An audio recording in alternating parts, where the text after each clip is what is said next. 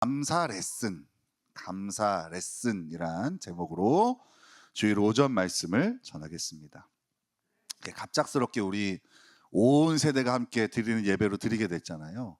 그리고 다음 주도 우리 맥주 감사 주일로 다 같이 예배 드리잖아요. 그래서 제가 이렇게 마음 먹었어요. 우리 맥주 감사 주일을 두 주 보내보자. 오늘은 전야제 같은 거고 다음 주에는 본 예배 같은 거고, 그래서 좀 감사를 주제로 한 메시지를 두 주 동안 좀 준비를 했습니다. 오늘은 제목을 감사 레슨이라고 한번 지어봤어요.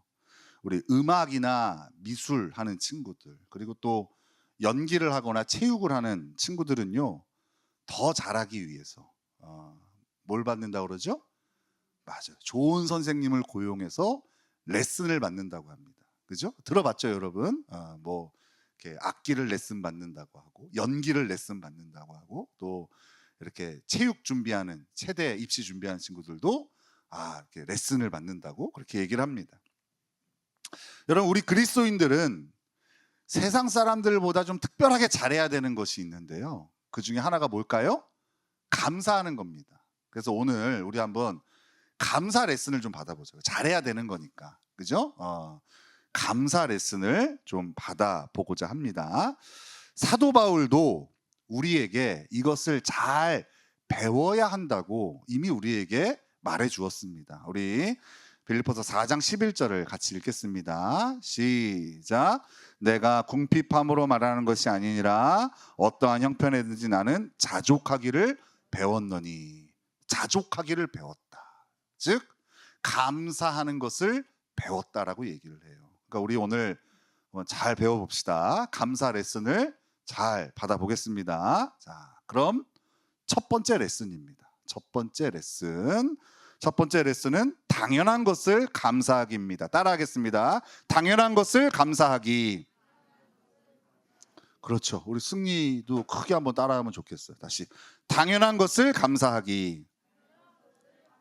맞습니다. 우리 12절을 같이 읽겠습니다. 12절 시작. 나는 비천에 처할 줄도 알고 풍부에 처할 줄도 알아. 모든 일 곧 배부름과 배고픔과 풍부와 궁핍에도 처할 줄 아는 일체의 비결을 배웠노라. 여러분, 우리 한번 당연한 것을 한번 감사해 봅시다. 우리에게 당연히 있는 것들을 찾아서 감사해 보자는 거예요. 제가 한번 이렇게 나눠볼 테니까 여러분 들어보세요. 요즘 월드컵 기간 끝났습니다. 이제 월드컵 오늘 끝났습니다. 근데 요새 하여간 월드컵 기간이었잖아요. 그래서 TV나 유튜브에 보면은요, 월드컵에 참가한 나라들의 정보를 소개해주는 프로그램이 여러 개 있습니다. 저도 어떤 영상을 봤는데요, 각 나라의 참가자들이 자기 나라 자랑을 하는 프로였어요. 근데 한 이제 나라의 참가자가 이렇게 자기 나라를 자랑하더라고요. 우리 노르웨이는 물이 참 깨끗합니다. 이게 자랑하더라고요. 그랬더니 다른 나라에서는요, 와, 감탄을 해요. 근데 우리나라 진행자가 이렇게 말하는 거예요. 우리나라는 수돗물도 마실 수 있는데, 이렇게 얘기해요. 그러니까 우리한테 그 노르웨이 사람들이 우리 물은 엄청 깨끗하다고 얘기하는 게 그렇게 감흥이 오지 않아요. 우리가 좀 꺼림칙해서 정수기를 설치하고 뭐 생수를 사 먹고 하지만 사실 우리나라 수돗물은요, 식수로도 훌륭합니다. 멕시코 같은 나라는요, 깨끗한 물을 구하기 힘들어서 물이 콜라보다 비싸다고 해요. 그러니까 사람들이 물 마실 때 뭘 마셔요? 콜라를 먹는 거예요. 그 나라 가고 싶죠, 그죠? 콜라를 먹는다는 거. 그래서 멕시코 사람들의 치아가 엉망이래요. 콜라를 하도 먹었어. 여러분, 물 먹을 때마다 감사해 봤습니까? 물을 탁 떠서 마실 때마다 주여. 저도 뭐 먹을 때마다 기도하고 먹는데 물은 먹을 때마다 기도하고 먹는 것 같지는 않아요. 그죠? 그만큼 당연하게 여기는 거죠. 지금도 어떤 나라에서는요, 깨끗한 그 먹을 만한 물을 구하기 위해서 먼 길을 마다 않고 가야 합니다. 심지어 그 더러운 물을 어쩔 수 없이 먹으면서 온갖 질병에 시달립니다. 우리에겐 너무 당연한 것이 다른 이에게는 너무 간절한 것이죠. 여러분, 이런 것들 되게 많이 있습니다. 제가 한번 또 소개를 해볼게요. 여러분, 밤늦게 돌아다닐 수 있는 치안. 외국 사람들이 우리나라 오면 가장 놀라는 것 중에 하나가요, 밤늦게 사람들이 막 돌아다닌다는 거. 막 젊은 여자들이 막 심지어 술에 취해가지고 막 돌아다니. 외국 같으면 어떡합니까? 큰일 납니다. 목숨을 잃을 수도 있어요. 해만 떨어지면 밖에 나다니지 않아요. 밤에도 나다닐 수 있는 나라가요, 그렇게 많지 않습니다. 심지어 카페에 주인 없이 켜져 있는 노트북 보면 너무 놀라워한대요. 외국은 보고 있는 스마트폰도 훔쳐가는 판인데. 그죠, 상현아? 상현이가 유럽 갔다가 핸드폰을 도난당해가지고 엄청 고생을 했다고 하더라고요. 근데 우리나라는 놓고 가도 안 훔쳐갑니다. 그죠? 우리 교회도 막 그럽니다. 사람들이 그냥 놓고 가요. 얼마나 부자인지. 근데 그걸 또 다 주인을 또 다 찾아줍니다. 오홍여 집사님, 그죠? 몇 주에 찾았죠? 이런 거 감사 안 하죠. 당연하게 여기죠.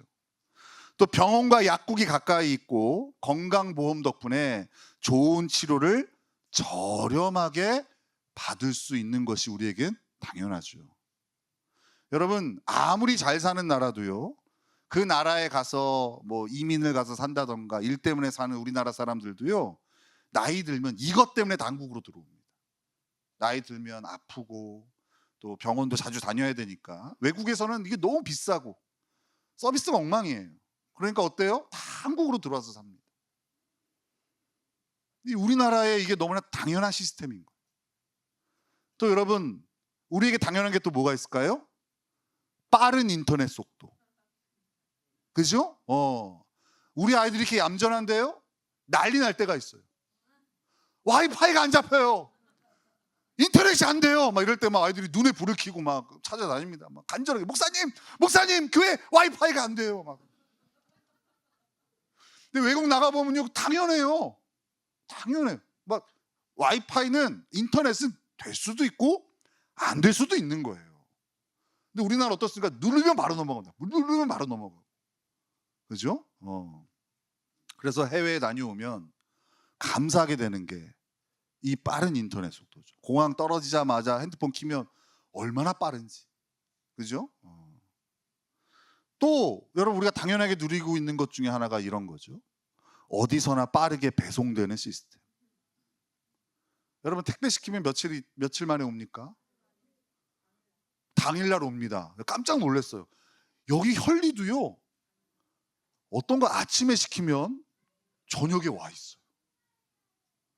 누가 내가 시킨 걸 보고 있는 것 같아. 시키면 바로 갖다 주는 것 같이. 놀랄 때가 한두 번이 아닙니다. 여러분, 유럽 잘 사는 나라잖아요. 택배 시키면 2주 걸린대. 2주. 인터넷 고장 났어요. 전화하잖아요. 한 달 있다 온대. 우리나라는 그럼 KT 날 폭발합니다. 그죠? 여러분, 다른 나라 사람들은 평생 누릴 수 없는 혜택을 우리는 너무 당연하게 숨 쉬듯이 누립니다. 그런데도 우리나라 사람들은요, 우리나라를 헬조선이라고 비하합니다. 풍부, 배부름을 누린다고 모두가 다 감사하는 것이 아닙니다. 오히려 이것이 당연해지는 순간 감사는커녕 불평이 늘어나기 시작하는 겁니다. 그래서 바울은 비천, 배고픔, 궁핍에 처할 줄 아는 비결을 배워야 한다고 합니다. 풍부 배부름에 처할 줄 아는 일체의 비결을 배워야 한다고 말하고 있는 거예요. 그러니까 우리가 뭐 이렇게 좀 안 되고 힘들고 어려울 때, 그때 감사한 걸 찾으려고 애를 쓰는 것처럼 우리가 풍부하고 또 가진 것이 많을수록 그때에도 감사한 걸 찾으려고 애를 써야 된다고 말하고 있는 거예요. 여러분도 오늘 집에 가셔서 당연해서 감사하지 않고 있는 것들을 한번 적어 보십시오. 꽤 많습니다. 여러분 지금 오른팔로 글을 쓰고 있죠? 그거 당연한 건가요? 여러분 두 발로 걷죠? 그거 당연한 건가요? 여러분 우리 눈으로 이렇게 보는 거 당연한 건가요? 냄새 맡을 수 있는 거 당연한 건가요? 여러분 정말 내가 당연히 여기고 있는 것들을 감사하기 시작하면 불평이 사라지는 놀라운 경험을 하게 될 줄로 믿습니다. 자, 그럼 이제 두 번째 레슨입니다. 자, 두 번째 레슨. 두 번째 레슨은 잃어버린 것을 감사하기입니다. 뭐라고요? 다시. 뭐라고요?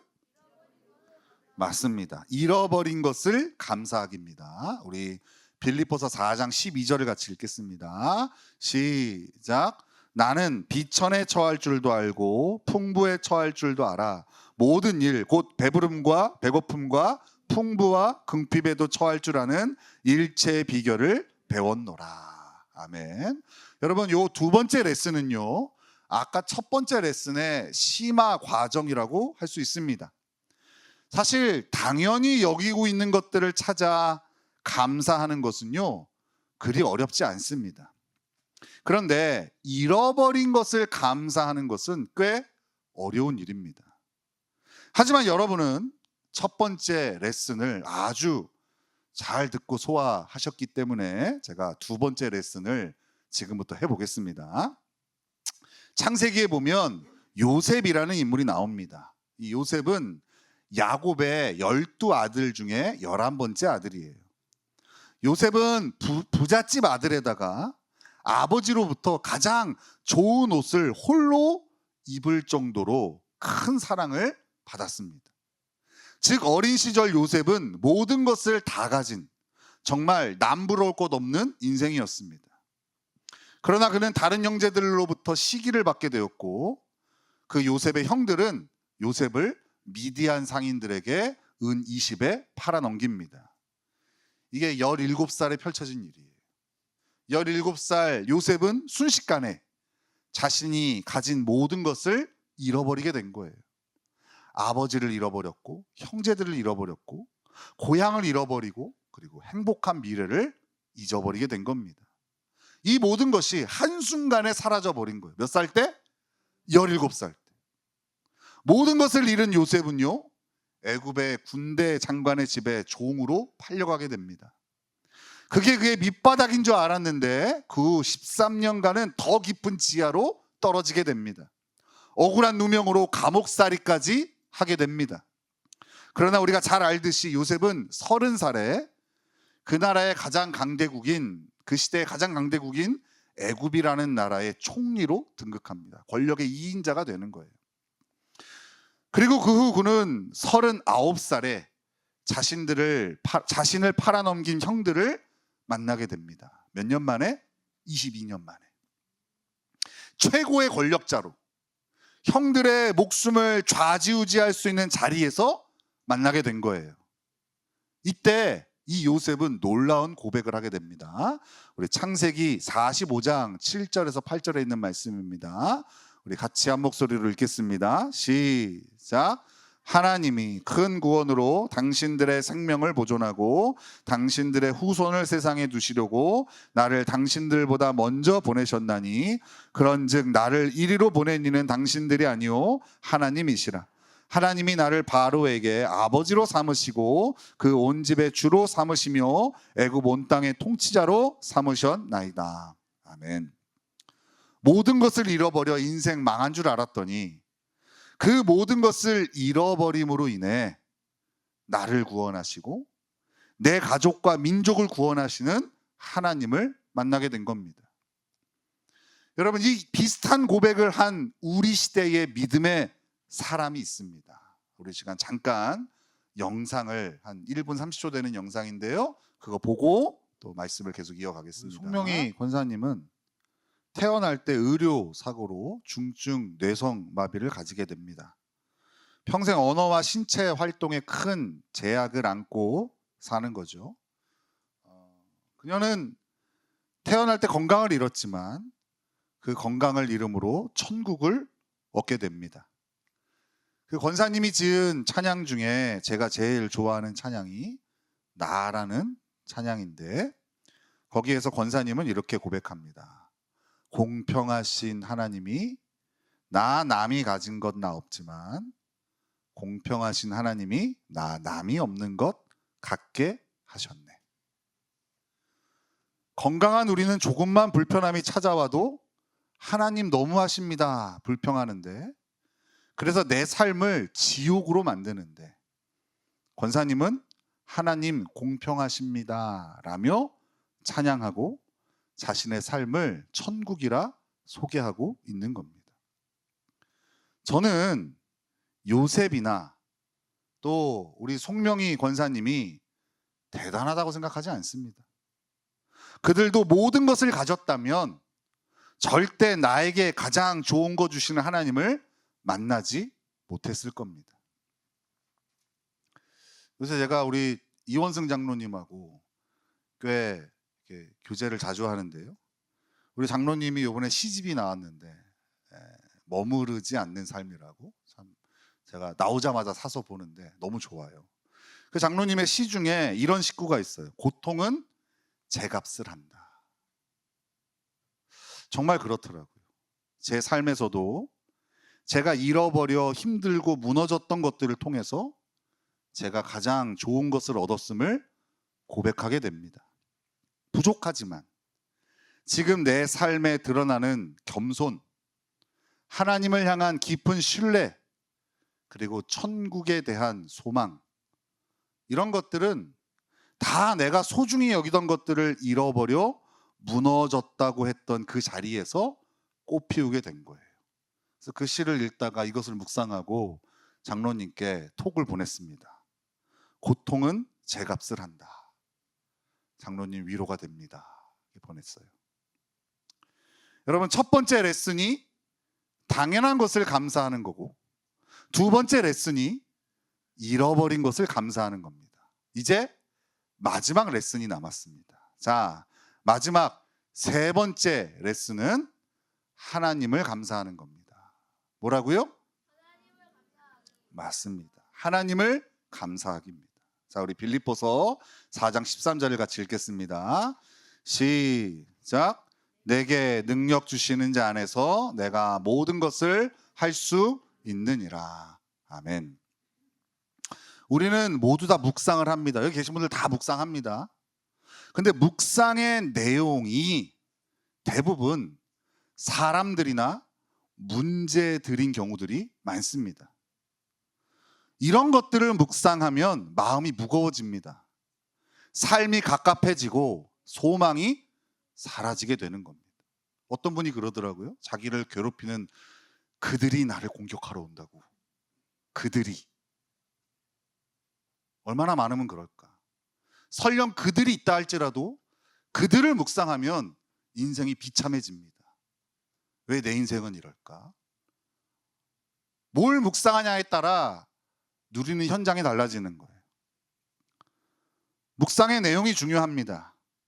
묵상의 내용은 하나님이 되어야 됩니다. 왜 그럴까요? 오늘 말씀처럼 하나님이 내게 능력 주시는 자이기 때문에 그렇습니다. 사람이나 문제를 묵상하면 답이 없어 마음이 무너지지만, 하나님을 묵상하면 답이 보이기 때문에 오히려 새 힘과 용기를 얻게 되는 겁니다.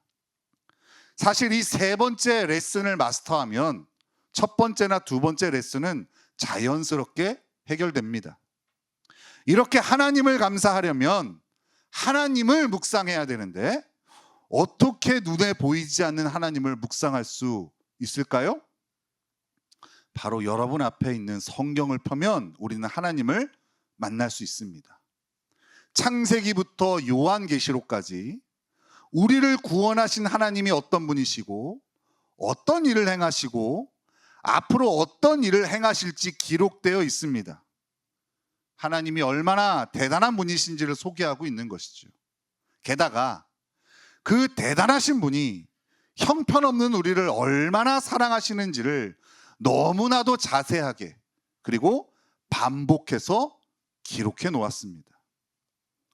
우리 오늘 성경 전체를 다 볼 수는 없잖아요. 그죠? 창세기부터 이 하나님을 묵상해 봅시다 읽으면 여러분 우리 364박 365일을 함께 해야 됩니다. 이 시간에는 우리가 할 수 있는 것만 합시다. 우리가 오늘 읽은 빌립보서 4장만 보자고요. 왜 빌립보서 4장을 보는 거예요? 오늘 본문이 빌립보서 4장이니까 빌립보서 4장에 소개되는 하나님을 만나볼게요. 제가 좀 앞장서서 소개해 볼게요. 7절을 보세요. 여러분 성경 펴놓고 있죠? 7절에 보면 하나님을 이렇게 소개해요. 모든 지각에 뛰어난 하나님, 그리고 그리스도 예수 안에서 우리 마음과 생각을 지키시는 하나님. 9절에 보면 평강의 하나님이 너희와 함께 계신다고 해요. 평강의 하나님이 나와 함께 하신대. 13절에 보면 내게 능력 주시는 하나님, 또 내가 모든 것을 할 수 있게 하시는 하나님을 소개합니다. 19절에는 풍성하게 나의 모든 쓸 것을 채우시는 하나님. 믿으십니까 여러분? 저 되게 좋아하거든요. 19절. 나의 모든 쓸 것을 하나님께서 풍성하게 채우신대요. 23절에는 우리에게 은혜를 주시는 하나님.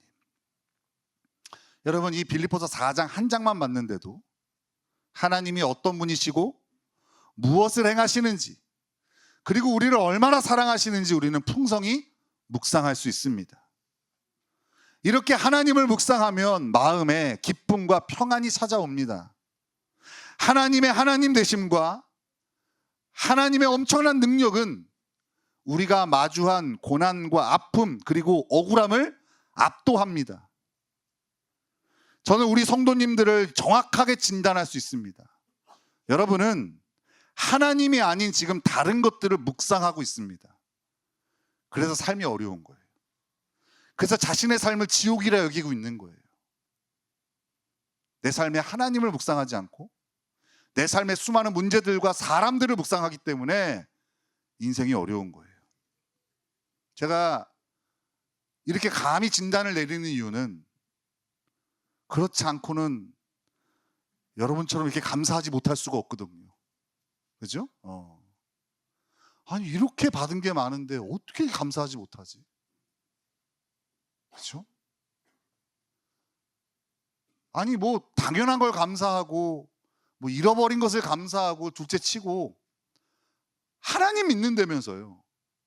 하나님이 나를 지으셨고 만세전서부터 나를 택하셨고 나를 구원하셨고 내 죄를 사하셨고 나에게 하신 약속대로 나를 이루실 거고 나에게 영원한 천국을 허락하셨다면서요. 근데 어떻게 감사하지 않을 수 있죠? 어떻게 그깟 원수 때문에 그깟 문제 때문에 발발발발 떨며 살 수 있죠? 아무리 봐도 제 진단이 정확한 것 같아요. 여러분들은 하나님을 묵상하지 않아요. 여러분들은 다른 것들을 묵상하고 살고 있는 겁니다.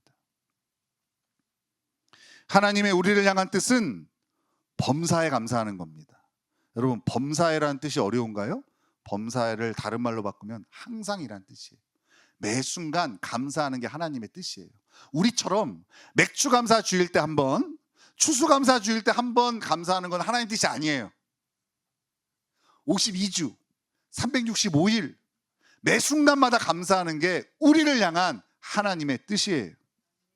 즉 감사는 그리스도인에게는요 기본값 같은 거예요. 숨 쉬는 것 같은 거라고요.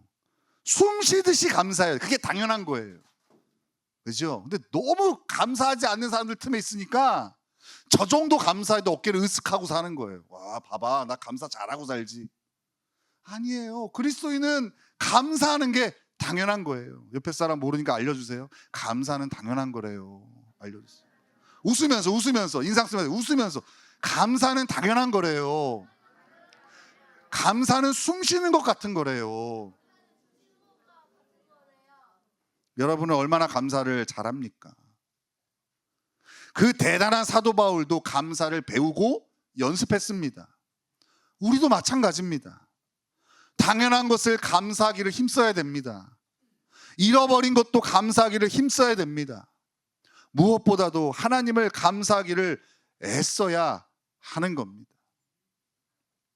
배워야 하고 힘써야 한다는 말은 우리가 감사에 있어 아주 미숙하다는 말이죠. 감사하는 것이 익숙하지 않은 거예요. 여러분 오늘부터 감사하기로 마음 먹어보세요. 익숙하지 않아요. 우리에게 익숙한 거는 쟤 왜 저래? 여기는 다 좋은데 이게 별로야. 다 좋은 걸 감탄해야지. 이놈의 직장 나만 이래. 일할 수 있음에 감사해야지. 그잖아요. 그러니까 우리에게 익숙한 거는 불평하고 남 탓하고 원망하는 게 익숙해요. 그러니까 어떻게 해야 돼요? 연습해야 돼요.